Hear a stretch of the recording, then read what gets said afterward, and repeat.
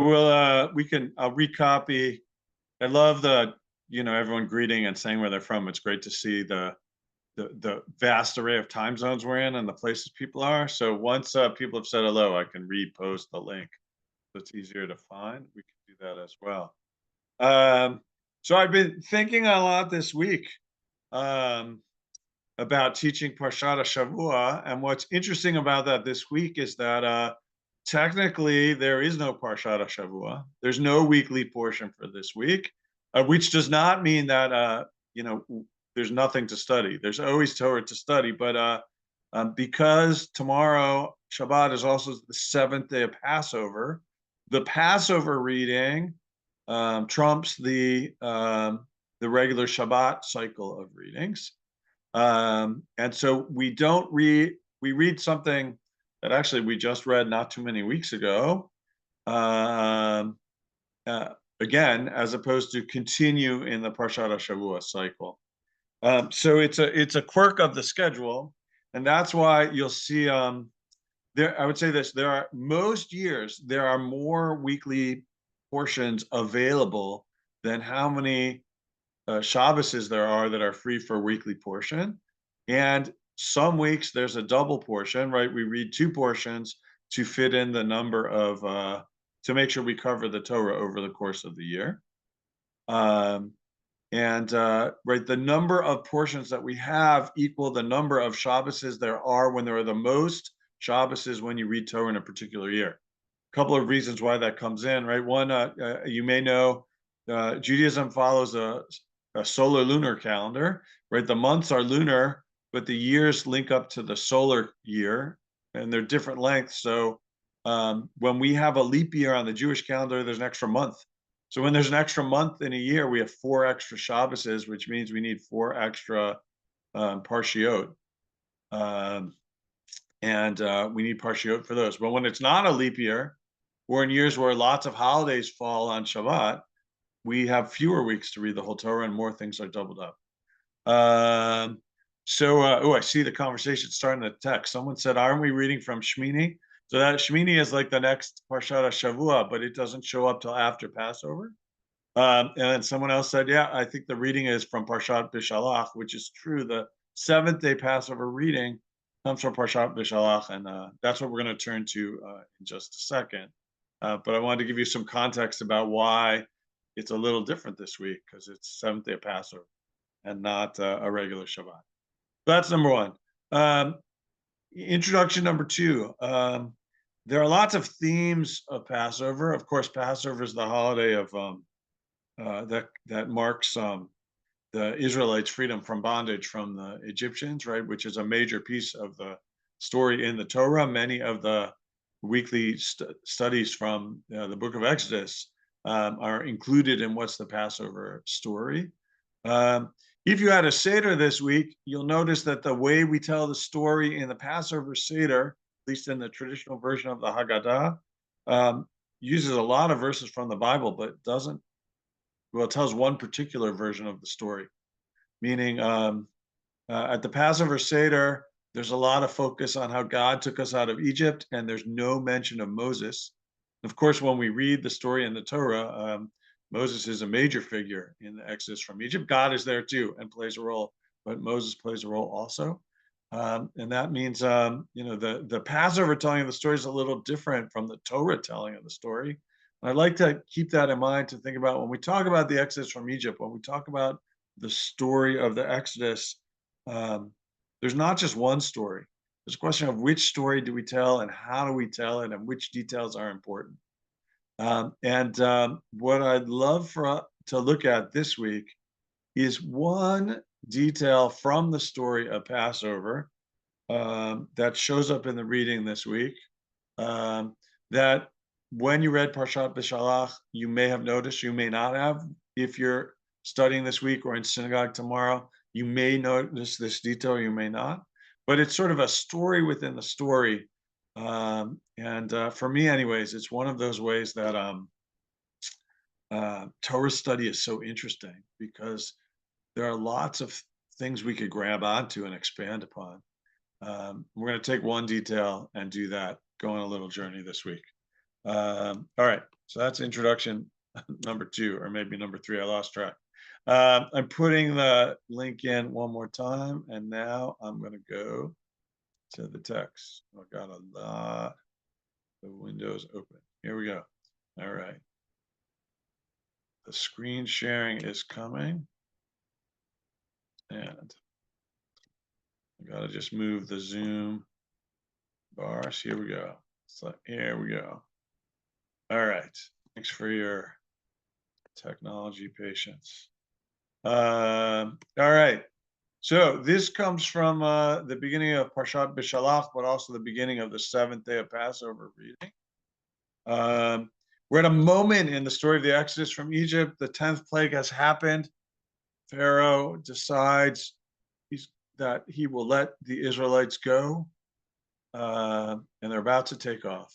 And Exodus 13:17-19 says, right now when Pharaoh's let the people go, God did not lead them by the way of the land of the Philistines, although it was nearer, for God said, the people may have a change of heart when they see war and return to Egypt. Right? There were a number of pathways, a number of trails, a number of, I guess, highways, trade routes that the Israelites could have traveled. Going through the land of the Philistines would have been harder because the enemy there was, I guess, weaponized and strong. And God took a softer route, an easier route that the Israelites would not have to battle. Right, so God led the people roundabout by way of the wilderness at the Sea of Reeds. Right now, the Israelites went up armed out of the land of Egypt. So there's a lot here we could talk about. This is the context, not the focus verses, although we could definitely spend some time talking about what were the possible routes and what is this and what does it mean they went armed out of Egypt. But because it just said God said it was going to take them away, they don't have to see war. But here they are going out of Egypt armed. That's a topic for another day or more study. But they went by the wilderness of the Sea of Reeds, and of course, coming, and we'll read about it, is like they actually get stuck at the Sea of Reeds, and a miracle happens, and they pass through. But as they're leaving, we have this verse in the story, and Moses took with him the bones of Joseph, who had exacted an oath from the children of Israel, saying, God will be sure to take notice of you. Then you shall carry up my bones from here with you. So there's this little detail. Then it goes back to the story about the Israelites going. So what does it say? On the way out of Egypt, the people are moving, and Moses says, hey, wait a minute. Got to do one thing before we go. Or maybe Moses, did this. You didn't have to stop everybody from moving. But right, one of Moses' tasks on the way out was to go and get Joseph's bones. And just there's a reminder here that Joseph had made his family take an oath that his bones would be taken out of Egypt when the people left. That's what I want to dig in a little deeply for today. So note number 1 about this, let me click to the next slide. Just want to note that here's a moment where the Torah is aware of itself, meaning, right, we move from the book of Genesis to the book of Exodus. There's some continuity between books of the Torah, but each book of the Torah in its own way is its own work, has a little bit different literary style, has a little bit different use of language. The Torah often is self-referential, sometimes commenting on itself, sometimes aware of echoes that it presents in one story about another story, and sometimes a little less aware. But here's a place where if you look back to the verse in Genesis where Joseph actually made his brothers swear, right? We see here, so Joseph made the sons of Israel swear. Here the sons of Israel are not like the whole people of Israel, the children of Israel. It's actually his brothers. Israel is Jacob, his father, right? Joseph is with his brothers, and he says to them, when God has taken notice of you, you shall carry up my bones from here. It's interesting to me that the translation of the verse from Exodus comes from the same English translation as this verse from Genesis before. And there's certainly a lot of similar words, but they're a little different in subtle ways. But if you look, I put the Hebrew at the bottom of the page. If you're a reader of Hebrew, you could see that there's a much bigger echo between the two sources. the language, right? Joseph makes his brothers, Bnei Israel, they're called the children of Israel. It's the same language in both, although in the English we have children and sons of, which is a different.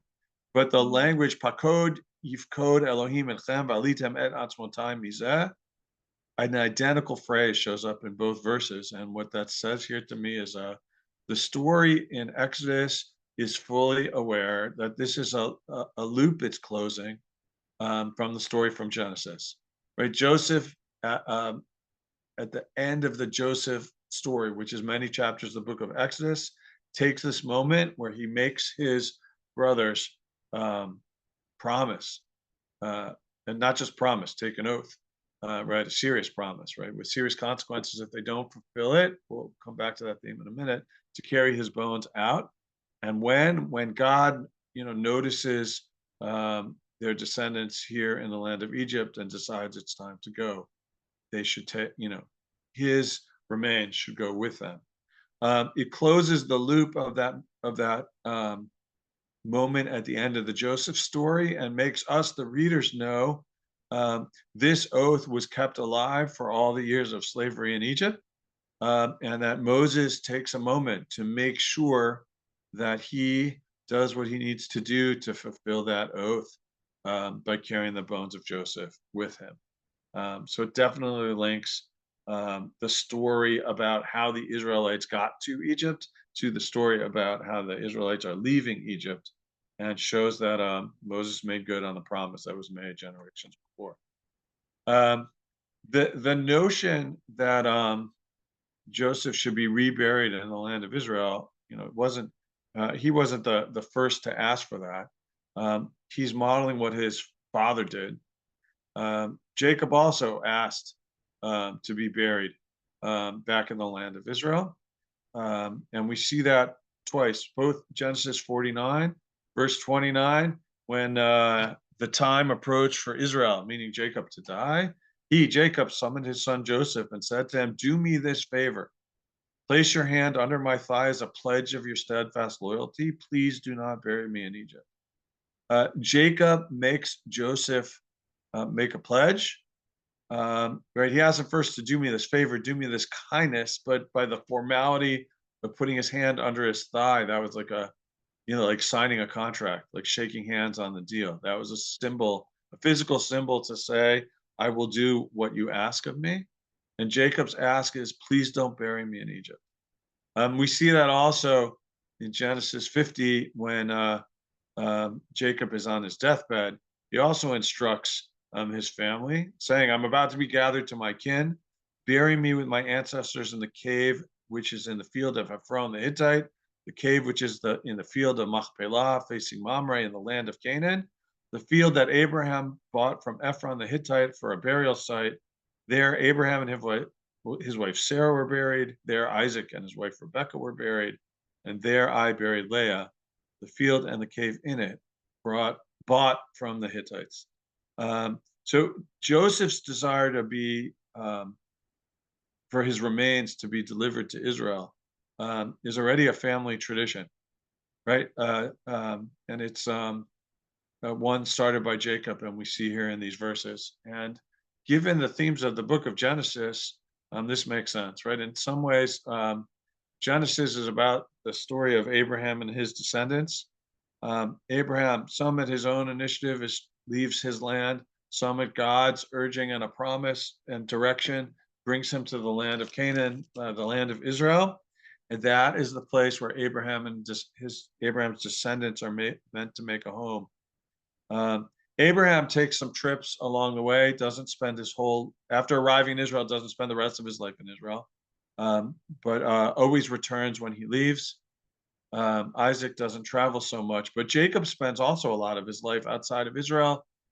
He goes back to the family's country of origin, to his uncle's house, where that's where he finds both his wives, and he works for them for many years.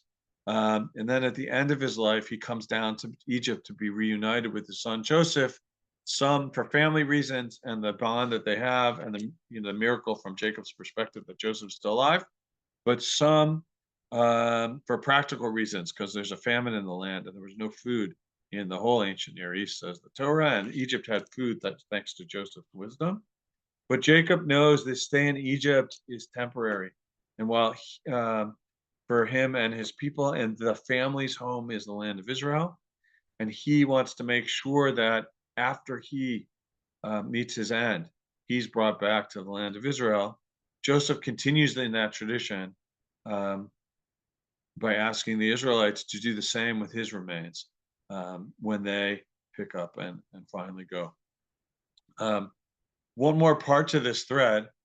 The book of Joshua closes the loop on what we read today, which tells us the bones of Joseph, Joshua 24, the bones of Joseph, which the Israelites had brought up from Egypt, were buried at Shechem in a piece of ground that Jacob had bought for 100 kasitas from the children of Hamor, Shechem's father, and which had become the heritage of the Josephites.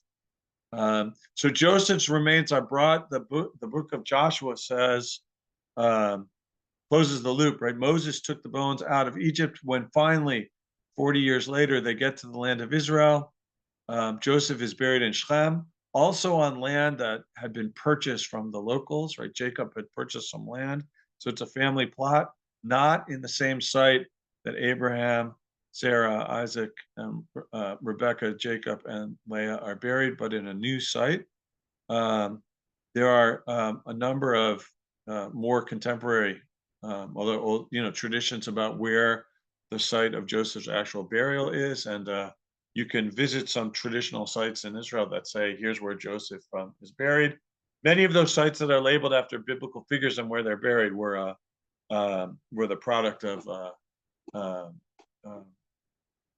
people's creative thinking many millennia after these events would have taken place, if in the biblical narrative. So we don't think there's any historical grounding to that, but you can visit some traditional sites if you were to go to Israel where people claim Joseph had been buried in and around Shechem, and some of you may have even been there.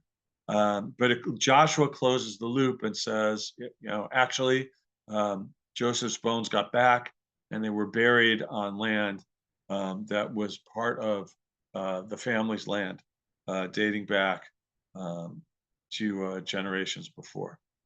The rabbis notice in this verse, it says the bones of Joseph, which the Israelites have brought up from Egypt, were buried in Shechem, and not while the first verse says that we saw from what we read this weekend is that Moses is responsible for this. Of course, we know Moses does not make it into the land of Israel. Spoiler alert, if this is your first time through the Torah. Moses dies before reaching the land of Israel. So the task that he started is ended by the Israelites. But the rabbis notice that, and there's this nice teaching about the shift from Moses took the bones to Israelites took the bones that we see in the Midrash in Breshit Rabbah, and it goes as follows. Rav Huna said, in the name of Rabbi Eliezer, son of Rabbi Yossi Glili, anyone who begins a mitzvah and does not complete it, but another comes to complete it, it's attributed to the second. But if you start some commandment, if you start to fulfill some obligation, you can't complete it for whatever reason, and someone picks it up and finishes it for you, the second person is the one who's going to get credit for it. And his proof text for this is the verse on the top of the screen, Joseph's bones, which the children of Israel took up. Right? Who gets the credit for the fulfilling the oath to Joseph of bringing his bones back to the land of Israel and burying them there? The children of Israel, because they did it. Right? And the Midrash asks, right? Did Moses not take them up? As it's stated, right? We know from the verse we saw on the previous slide, Moses took Joseph's bones with him. Right? But since it was decreed upon him they wouldn't enter the land, the children of Israel tended to them, it is therefore attributed to them. So while originally it says Moses started to do this, right? Because Moses wasn't able to complete the task, the Israelites get credit for it. Although both in the Bible and here in the Midrash, there's a note that the one who started and the one who ended get some credit, even though at the end, when it's actually being buried, we note who did the burial. that it wasn't Moses, that was the Israelites. So that's the thread of this piece of Joseph following in his father's tradition of wanting to be buried in the land of Israel. It's still a pull. It's one way in which the Torah, still uh, calls upon us today. There are many families who have the tradition of burying their relatives in Israel. Many families, right, feel the pull to the land of Israel and make Aliyah and move there. Some on this call might be in that process or already living in the land of Israel. But there is a tradition that comes from Jacob and then Joseph that says, if you don't make it back to Israel in your lifetime, Israel should be the place of your final resting place. And the roots of that are in these narrative stories, both in Genesis and Exodus, as we see. That's part number one. Part number two is a practical piece. If we go back, oh, I'm having trouble going back in my slides. There we go. We go back to the original verses we started with, right? It says, Moses took the bones of Joseph with him, right? Having made this oath. The rabbis in reading the Torah have this question: how did Moses, so much time later, have any idea where Joseph's bones were? What's the story about how Moses found Joseph's bones? I want to share two versions of that story that appear in the Talmud in Masechet Sotan, page 13a and following. Here's the first one, right? The Gemara asks the questions, and from where did Moses, our teacher, know where Joseph was buried? Right? How did Moses know where to find the bones?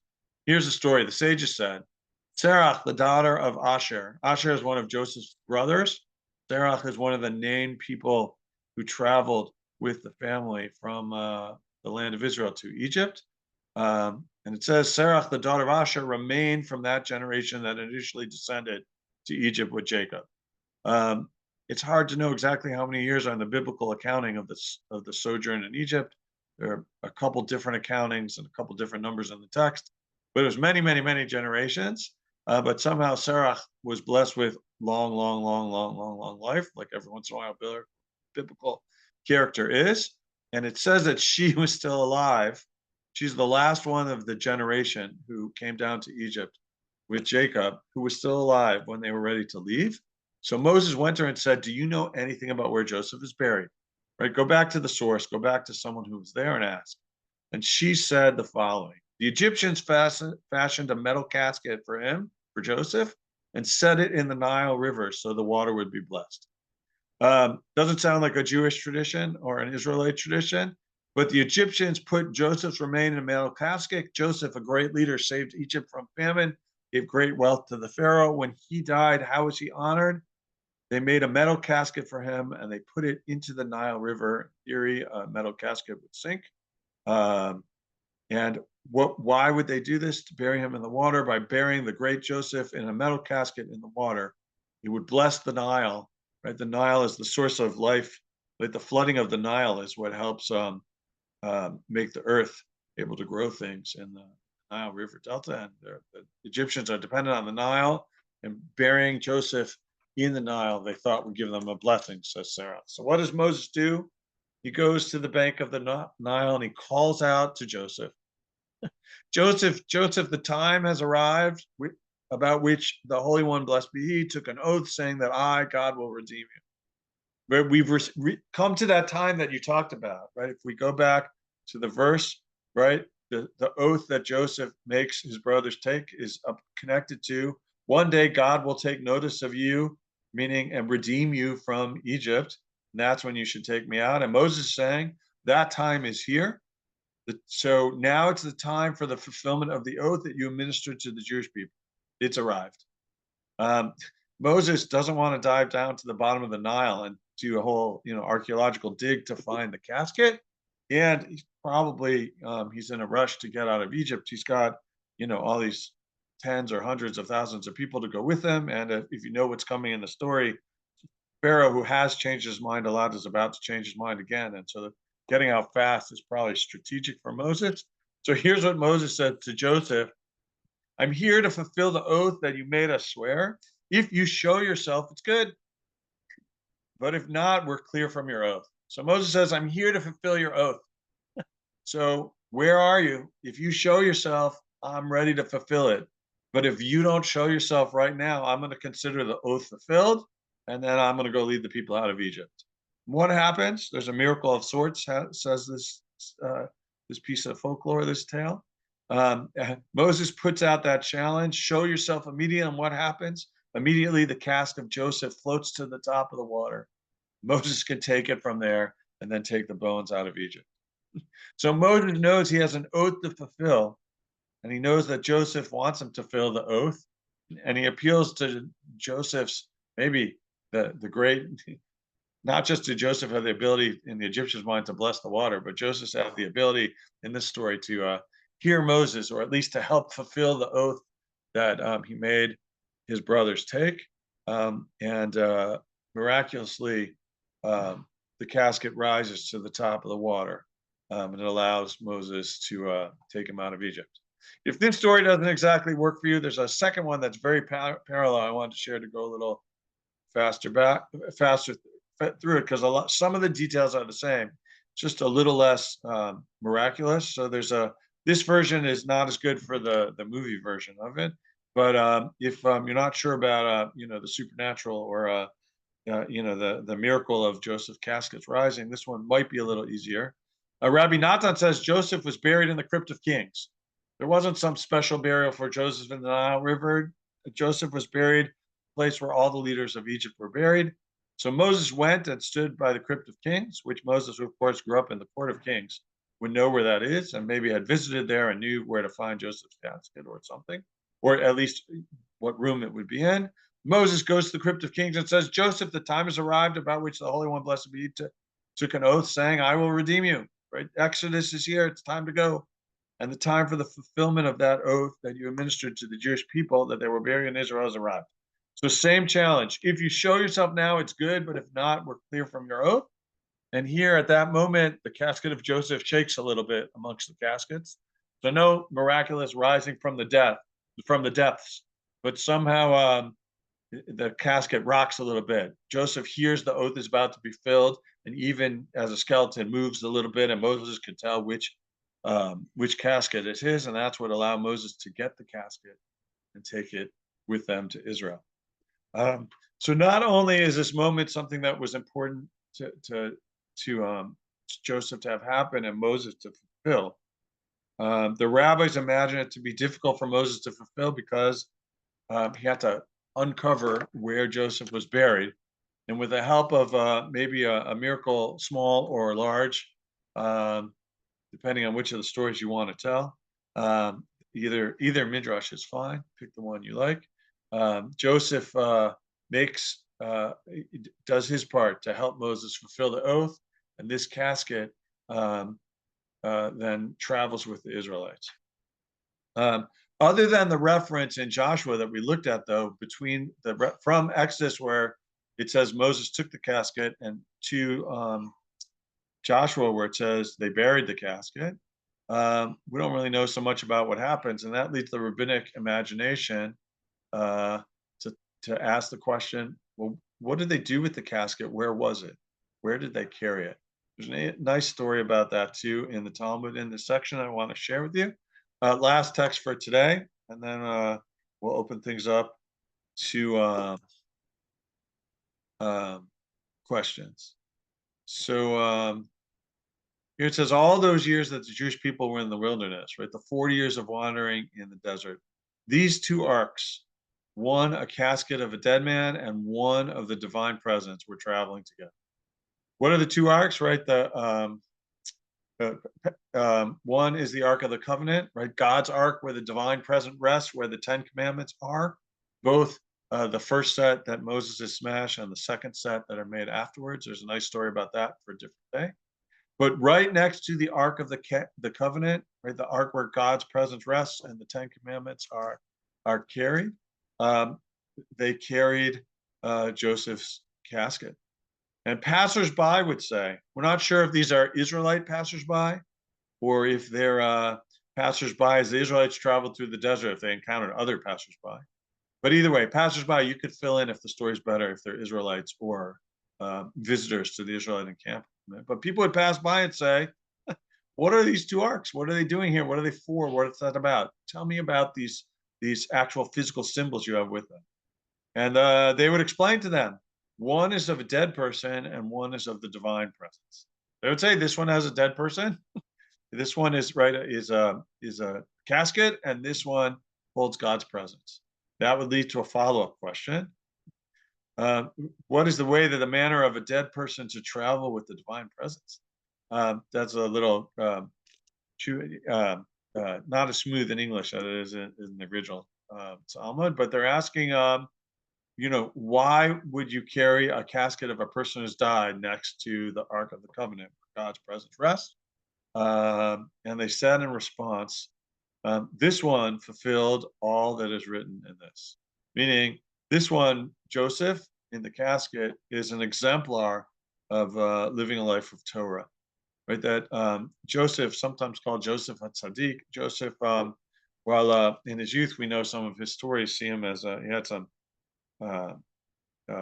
trouble with his brothers, and there are questions early on about his ethics, but he becomes a character in the Midrash and the rabbinic tradition of Joseph of being a person of values, a righteous person, true to, even though he predated the Torah, true to the path of Torah, the path God wants us to live on. So why is Joseph's casket carried next to the Ark of the Covenant? To model that, to honor Joseph for being someone who fulfilled what God and lived his life the way God wants us to live life, and maybe also to show people, right? That's the honor that comes with following God's Torah, God's commandment, and it's this nice thought about what this looks like. And why these two together, and answers the question, not just how did Moses find the ark, but where did the people keep it all of these years? And to link it back to the Passover, which we're in the middle of. We talk about Passover often as freedom from bondage from the Egyptians. That's one of the Passover stories. That Passover is about we were slaves, we were oppressed, and now we're not. And those themes about emerging from oppression are part of the story of the Passover. Passover also talks about, and in the Haggadah as well, although not as pronounced, is the notion that it says, right, my ancestors were wandering Arameans, harkening back to Abraham. Right, once upon a time, says the Haggadah, and the story in the Torah says too, the Israelites were not on God's path, and Abraham has a moment on his own connecting with God. Both some joint influence where Abraham says, this isn't the way. The way of my people isn't the way. I'm going to find my way to God. God says, I'm going to find my way to Abraham. And the story of the Torah is upon our Abraham and Abraham's descendants find their way to God. That's part of what happens at Passover too. After the generations of the growing of the people in Egypt, the Exodus is a time where the Israelites set aside for good their pagan past, and steps into what's supposed to be a life on God's path, and following that path, as Joseph in the Midrashic tradition did, gives us all the honor of being close to the divine presence. Hopefully we feel it in our own day and don't have to wait till we're gone for that, but maybe in this world, maybe in the next, we should be rewarded like Joseph for doing what's right in the eyes of God. Get that same honor to be carried next to the place where the divine presence rests. Amen. All right. We have a question from either Douglas or Susan. I can't see who's there, but I'm going to ask you to unmute and you can ask your question. This is sort of maybe a link to last week's session, which you may not have been, but can you comment on the contrast between our knowing where the foremothers and forefathers were buried and the fact that we don't know where Moses was buried? Sure. Sure. So in historical terms, I think there's um, sort of this. Well, while there isn't, the Torah reports that Moses was buried by God on Mount Nebo. So we might know the general area. According to the biblical record, we know the general area, just not the specific space. The notion there is that it plays into the narrative about the change in leadership, right? Moses, this great leader, lived for 120 years. No one ever was like Moses again, but had to give up the reins, turn things over to Joshua to move forward. Maybe the same reason also that the rabbis didn't put Moses in the Haggadah. There was a sense that they didn't want Moses to be turned into this too great a figure that overshadowed his place. And he has a more modest burial place, although maybe more honored. Moses is buried by God according to the Torah. But the rabbis like to read in the fact that, right, it's a good thing that we don't know where Moses is, so that Moses doesn't become a place that, like a shrine. His burial place doesn't become a shrine, doesn't distract us from the path we're supposed to be on. If you go to some of the sites where people have attributed that other biblical figures are buried, you might notice some of that, right? If you go to Rachel's tomb in particular these days, or it's harder to go to Hebron to see the cave of Machpelah, where the tradition is that that other ancestors are buried. To some, that's a very important site. When I show up there, it looks very shrine-like. It doesn't feel very much like my own spirituality. If you're one of those people who finds that to be a peaceful place, right? I don't want to undo that. I'm just saying personally, for me, it's those feel not like an expression of my religiosity, and not a place where I find myself so much as a spiritual place. In some ways, I think it would have been truer to the way I see things to not have these places for any of the biblical figures. Of course, scattered around the land of Israel, you can go to there are lots of places for lots of biblical figures. Most of those sites were actually labeled by Christians later during the Crusades and other times when the Crusaders came to Israel and had a period there. They tried to search for these ancient sites, did what they could to mark them, and traditions grew up and were preserved over centuries. Some of them were moved from one place to the other, and there's a lot of questions about the actual historicity of that. I would say, though, in my own personal spirituality, those are not the places I'm drawn to. There are other sites I'm drawn to. So that's that. Thank you for that, Douglas. We'll go to Jackie and then Andrea. Hi, this is Richard. I'm sitting in with Jackie today. Question for Rabbi. The ark that carried the tablets from Moses, that the Israelites carried, is there any hint from that Talmud or other sources as to whether that ark also included the broken tablets from the first time Moses went up to Mount Sinai? According to the biblical narrative, both sets of tablets were placed there. There's a lot of wonderful rabbinic midrash about what that means, and modern. Lots of people have written about that, but the biblical tradition says yes, both tablets were in there, and so that's that. That's the short and sweet answer to your question. Thank you. Andrea, go ahead. I have a question about the line in Genesis. That you in Genesis 50:25 that you put on there. It seems out of place because it says God will surely take notice of you at a time long before any oppression was mentioned, at a time when they've been placed in the nicest place in the Delta that has. I was going to show myself with the camera, but things are quite good for them at that time.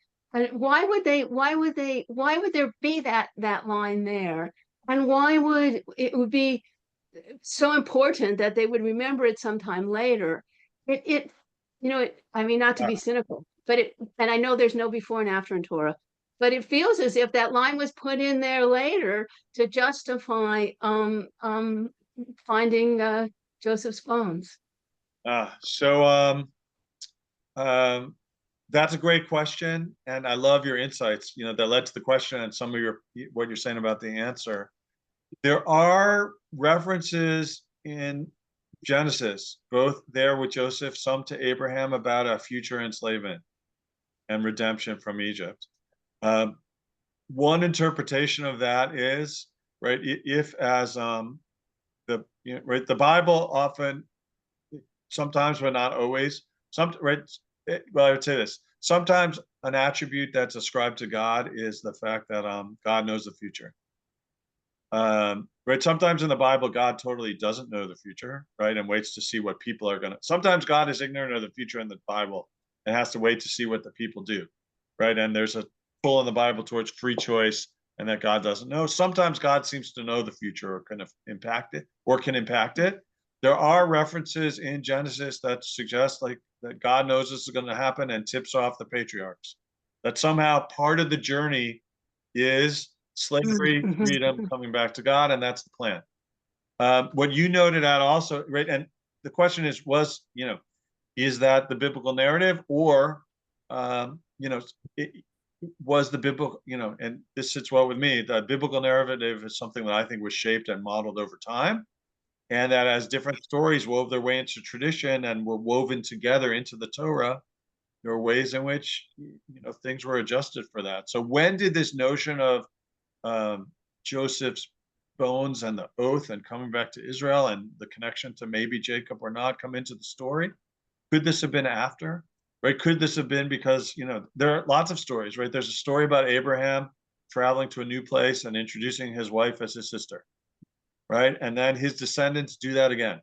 So is that like the same story that just showed up? Because sometimes we tell stories about George Washington and we have the same story about Abraham Lincoln and we just mix it all up. It's just two important presidents who we tell the same story about. I don't have a story about that, but that, I think we do separate them. It's not as long ago. It's not as old of a story. But I think the question of, when were these details added to provide an over narrative that connects the whole Torah together, or were they there from the beginning? That's part of the mystery of what we don't know about Torah. What's great is you can write your own explanation or commentary both ways. Traditional commentators, rabbinic scholars have different answers from current biblical professors in the university.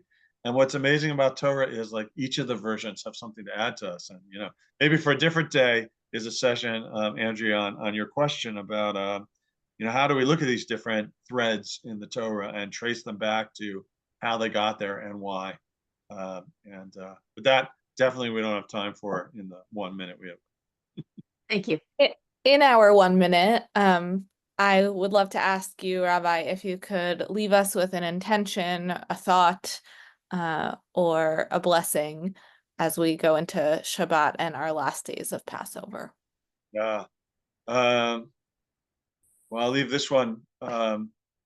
Connects to the seventh day of Passover, not what we looked at, right? Of course, as we get to the leaving of Egypt and the parting of the sea, but then also the drowning of the Egyptian armies and Pharaoh in the sea. Something the rabbis pick up on is this question of, how can, we're celebrating Exodus from Egypt, but at the same moment, right, there's this great tragedy and suffering. And there's a midrash that says, as the Israelites are dancing, God sort of says to the angels in heavens, how can the people be celebrating? My creations, the Egyptians, they're still my people, right? I've still made them. They're still part of the earth that God says I created. We should tamper the joy in those hard moments. And that's one of the reasons why after the first 2 days of Passover, when we sing the Psalms of Hallel, the Psalms of praise and joy, we sing only the shorter version. We tamper our joy a little bit. And sometimes when we're celebrating our own freedoms from oppression, it's important to remember the suffering that's still there as well, and to hold both emotions at the same time. Thank you so much. All right. Chag Sameach, everybody, and we'll see you down the road. Bye-bye. Bye.